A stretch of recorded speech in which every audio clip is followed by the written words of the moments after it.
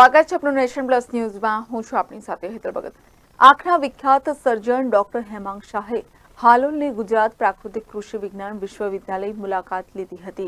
વિશ્વની પ્રથમ અને એકમાત્ર ગુજરાત પ્રાકૃતિક કૃષિ વિજ્ઞાન વિશ્વવિદ્યાલય દિન પ્રતિદિન એક પછી એક અનેક પ્રાકૃતિક કૃષિ વિજ્ઞાનના સંશોધન અને જાગૃતિ માટે પ્રયાસરત છે। આજે આંખના વિખ્યાત સર્જન ડોક્ટર હેમાંગ શાહ મુંબઈ અને મુન્દ્રામાં ઉત્તમ સેવા યજ્ઞ માટે કાર્યરત છે અને નીલમ શાહ જે ફાઇનાન્સમાં વિશેષજ્ઞ છે તેઓ જીવન વિદ્યાના ઉપાસક પણ છે। તેઓએ પ્રાકૃતિક કૃષિ વિજ્ઞાન વિશ્વવિદ્યાલયમાં આવી પ્રસન્નતા વ્યક્ત કરી હતી।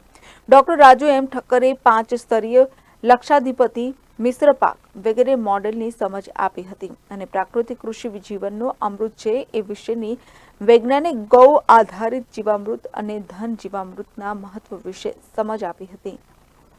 બ્યુરો પર નેશન પ્લસ ન્યૂઝ હાલોલ।